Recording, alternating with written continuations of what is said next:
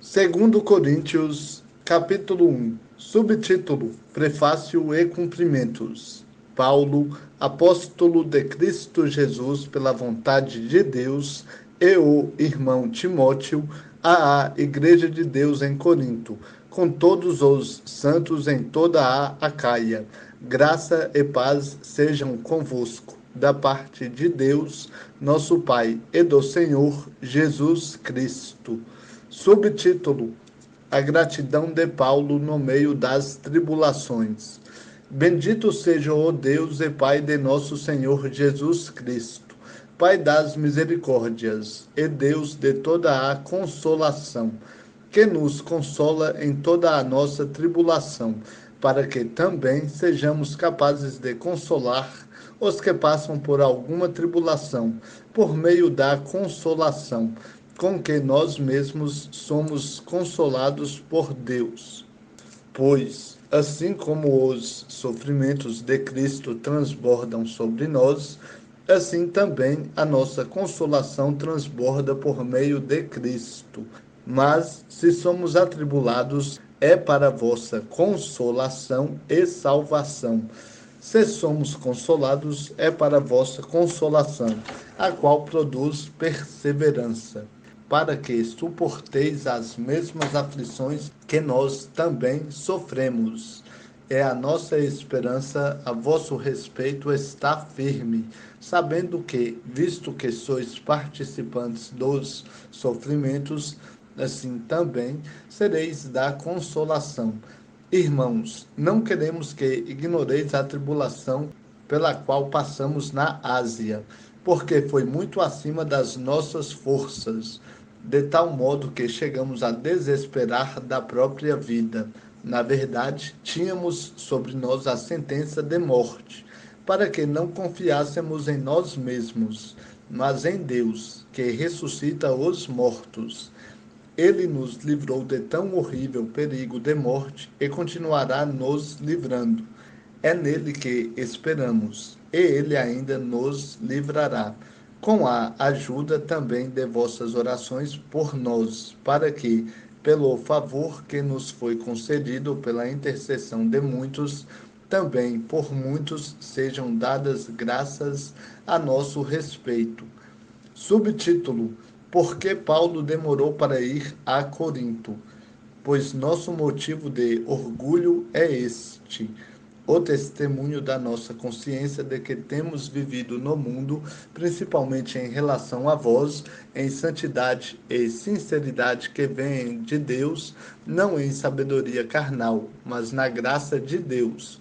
Pois não vos escrevemos coisa alguma, a não ser aquelas que ledes ou que compreendeis, e espero que também as compreendais plenamente, como também já em parte nos compreendestes, de que somos o vosso motivo de orgulho, assim como sereis o nosso no dia do Senhor Jesus.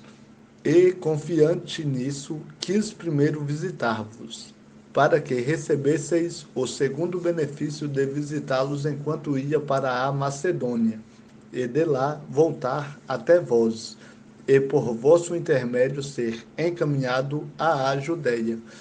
Será que, ao decidir isso, usei de leviandade? Ou será que, ao decidir algo, faço-o como homem, para que haja de minha parte tanto um sim quanto um não? Mas, assim como Deus é fiel, a nossa palavra em relação a vós não é um sim e um não. Pois Jesus Cristo, o Filho de Deus, que entre vós foi pregado por nós, isto é, por mim, Silvano e Timóteo, não foi um sim e um não, mas nele sempre houve sim, pois, tantas quantas forem as promessas de Deus, nele está o sim. Portanto, também é por meio dele que o Amém é dado para a glória de Deus por nosso intermédio. Mas é Deus quem nos mantém firmes convosco em Cristo. E foi Ele quem nos ungiu. Foi Ele também quem nos selou e pôs o Espírito como garantia em nosso coração. Invoco a Deus por minha testemunha de que foi para vos poupar que não voltei mais a Corinto. Não que tenhamos domínio sobre a vossa fé, mas somos vossos cooperadores para que tenhais alegria, pois é pela fé que estáis firmados. Capítulo 2, 2 Coríntios. Assim, decidi que não mais iria visitar-vos com tristeza, porque, se vos entristeço, quem então me alegra, a não ser quem tem sido entristecido por mim? Isso escrevi para que, ao chegar, não tenha tristeza da parte dos que deveriam alegrar-me. Quanto a todos vós, eu estava convencido de que a minha alegria é a de todos vós, porque vos escrevi em meio a muita tribulação e angústia de coração, com muitas lágrimas, não para que vos entristecesseis, mas para que soubesseis do amor intenso que tenho por vós. Se alguém tem causado tristeza, não tem entristecido somente a mim, mas, em parte, para não ser severo demais, a todos vós. Basta a tal pessoa a repreensão dada pela maioria. Assim, pelo contrário, deveis perdoá-lo e consolá-lo, para que não seja consumido por tristeza excessiva. Portanto, insisto convosco que confirmeis o vosso amor para com ele.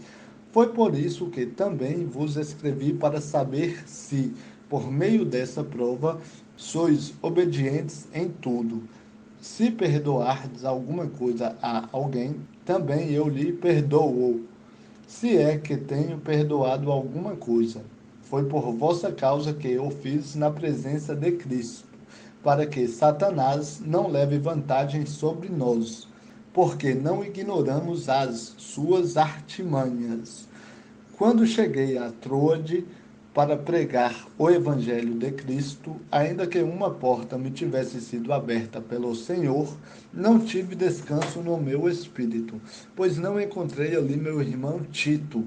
Assim, despedindo-me deles, parti para a Macedônia. Subtítulo: O caráter e os frutos do ministério de Paulo. Mas, graças a Deus, que em Cristo sempre nos conduz em triunfo e por meio de nós manifesta em todo lugar o aroma do seu conhecimento. Porque para Deus somos o bom aroma de Cristo, tanto entre os que estão sendo salvos, como entre os que estão perecendo. Para estes, somos cheiro de morte para morte, mas para aqueles, aroma de vida para vida. E quem está preparado para essas coisas? Porque não somos mercenários da palavra de Deus, como tantos outros, mas falamos em Cristo com sinceridade, da parte de Deus e na sua presença. Capítulo 3, 2 Coríntios. Será que começamos outra vez a recomendar a nós mesmos? Ou será que precisamos, à semelhança de alguns, de cartas de recomendação para vós ou da parte de vós? Vós mesmos sois a nossa carta, escrita em nosso coração, conhecida e lida por todos, manifestos como carta de Cristo, ministrada por nós, escrita não com tinta, mas pelo Espírito do Deus vivo, não em tábuas de pedra, mas em tábuas de corações de carne. E é por meio de Cristo que temos tal confiança em Deus. Não que sejamos capazes de pensar alguma coisa, como se viesse de nós mesmos, mas a nossa capacidade vem de Deus. Foi Ele quem também nos capacitou para sermos ministros de uma nova aliança, não da letra, mas do Espírito, porque a letra mata, mas o Espírito dá vida. Se o ministério da morte, gravado com letras em pedras, veio em glória de maneira que os filhos de Israel não podiam fixar os olhos no rosto de Moisés por causa do seu brilho, que estava se dissipando, como não será de maior glória o ministério do Espírito?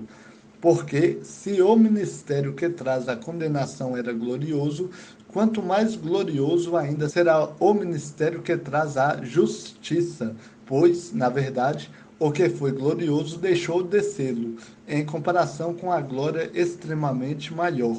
Porque, se o que estava se dissipando era glorioso, muito mais glorioso será o que permanece. Tendo, pois, tal esperança, valemo-nos de muita confiança no falar.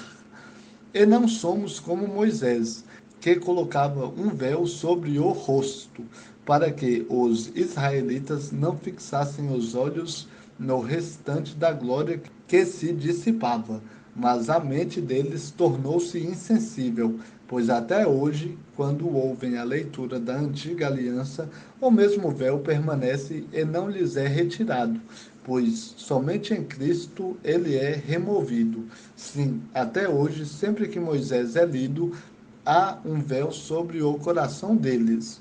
Contudo, quando um deles se converte ao Senhor, o véu é retirado. O Senhor é o Espírito. E onde está o Espírito do Senhor, aí há liberdade.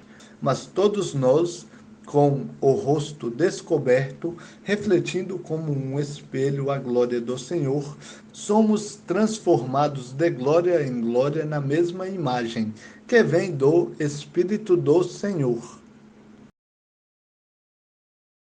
Capítulo 4, 2 Coríntios. Subtítulo: O ministério de Paulo concentra-se em Jesus Cristo. Portanto, tendo este ministério pela misericórdia que nos foi concedida, não nos desanimamos. Pelo contrário, rejeitamos as coisas ocultas que são vergonhosas, não procedendo com astúcia, nem distorcendo a palavra de Deus, mas pela proclamação pública da verdade. Recomendamo-nos à consciência de todos os homens diante de Deus. Se o nosso evangelho está encoberto, é para os que estão perecendo que está encoberto, entre os quais o Deus deste século cegou a mente dos incrédulos, para que não vejam a luz do evangelho da glória de Cristo, o qual é a imagem de Deus. Pois não pregamos a nós mesmos, mas a Jesus Cristo, o Senhor, e a nós mesmos como vossos servos por causa de Jesus. Porque Deus, que disse: das trevas brilhará a luz, foi Ele mesmo quem brilhou em nosso coração, para iluminação do conhecimento da glória de Deus na face de Cristo. Temos, porém, esse tesouro em vasos de barro, para que o poder extraordinário seja de Deus e não nosso. Sofremos pressões de todos os lados, mas não estamos arrasados. Ficamos perplexos, mas não desesperados. Somos perseguidos, mas não desamparados. Abatidos, mas não destruídos, trazendo sempre no corpo o morrer de Jesus, para que também a sua vida se manifeste em nosso corpo. Pois nós que vivemos somos sempre entregues à morte por causa de Jesus, para que também a vida de Jesus se manifeste em nosso corpo mortal, de modo que em nós atua a morte, mas em vós a vida. Todavia, uma vez que temos o mesmo espírito de fé, conforme está escrito, criei, por isso falei, também nós cremos, por isso também falamos. Sabemos que aquele que ressuscitou Jesus também nos ressuscitará com ele e nos apresentará convosco. Pois tudo é para o vosso benefício, para que a graça multiplicada por causa de muitos faça transbordar as ações de graças para a glória de Deus. Subtítulo: As coisas visíveis contrapõem-se às invisíveis. Por isso não nos desanimamos. Ainda que o nosso exterior esteja se desgastando, o nosso interior está sendo renovado todos os dias, pois nossa tribulação leve e passageira produz para nós uma glória incomparável, de valor eterno, pois não fixamos o olhar nas coisas visíveis, mas naquelas que não se veem, pois as visíveis são temporárias, ao passo que as que não se veem são eternas.